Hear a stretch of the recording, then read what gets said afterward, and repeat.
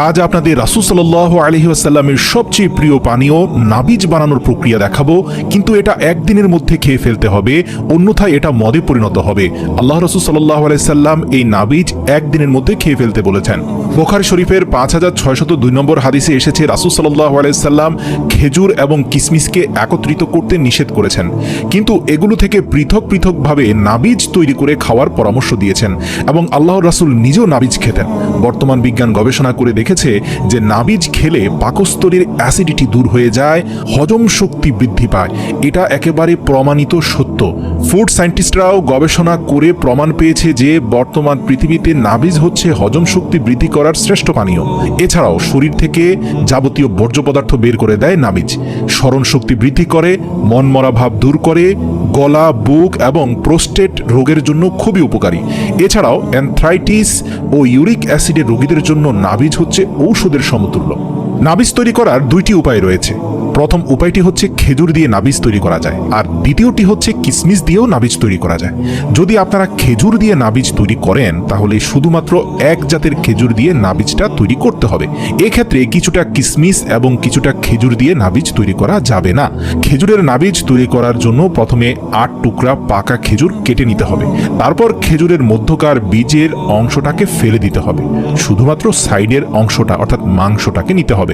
তারপর সেগুলোকে একটি পাত্রে নিয়ে নেবেন এবং 2 কাপ পরিমাণ রুম টেম্পারেচারে থাকা পানি দিতে হবে। কোনো বরফ, ঠান্ডা পানি কিংবা ফুটন্ত পানি অথবা গরম পানি এখানে ব্যবহার করা যাবে না। এবারে যে পাত্রে আপনি নাবিজটাকে রেস্টিং টাইমে রাখবেন সেই পাত্রের মুখ খুব ভালোভাবে বন্ধ করে দিবেন। 24 ঘন্টার মতো রেখে দিতে হবে। 24 ঘন্টা পরেই এই পানীয়টি খাওয়ার উপযুক্ত হবে। 24 ঘন্টা পর আপনারা পানীয়র কালার দেখেই বুঝে যাবেন যে নাবিজটা প্রস্তুত হয়েছে কিনা। ভিডিওতে যেই কালারটা দেখতে পাচ্ছেন এটা হচ্ছে একটা পারফেক্ট নাবিজের কালার। সুতরাং এরকমটা হলেই বুঝবেন নাবিজটা প্রস্তুত হয়েছে। মনে রাখবেন 24 ঘন্টা পর প্রস্তুতকৃত নাবিজটা সর্বোচ্চ আরও 24 ঘন্টা ধরে আপনি সংরক্ষণ করে খেতে পারবেন। এরপরে এটা খাওয়া নাজায়েজ হবে। খুবই রিফ্রেশমেন্টে ভরপুর এবং খুবই হেলদি একটা পানীয় হিসাবে আপনারা এটা ইফতারিতে অনায়াসে পান করতে পারেন। ইফতারি কেন, 12 মাসই এই নাবিজ সকালে খালি পেটে খেলে পেট একদম ক্লিয়ার হয়ে যায়।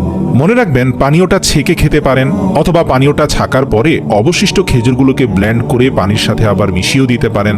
আর আপনারা যদি পছন্দ না করেন নিচের অংশটা, তাহলে শুধু ফ্রেশ পানিটাও খেতে পারেন। যার যেভাবে ইচ্ছা সেভাবে পান করলেই হবে। তো এ ছিল খেজুরের নাবিজ তৈরির পদ্ধতি। এবার চলে যাচ্ছি কিসমিস দিয়ে আপনারা একই প্রসেসে কিভাবে নাবিজ তৈরি করবেন।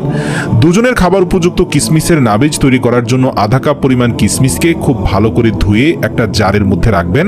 এক্ষেত্রে অবশ্যই কিসমিস ধুয়ে নিতে হবে এবং উক্ত জারে 2 কাপ পরিমাণ রুম টেম্পারেচারে থাকা পানি সেখানে যুক্ত করবেন। তারপর সবকিছু আগের প্রসেসেই করতে হবে। মুখটাকে ভালো করে বন্ধ করে দিবেন, ধোয়া কিসমিস ভেতরে দিয়ে। এরপর 24 ঘন্টার মতো রেখে দিবেন।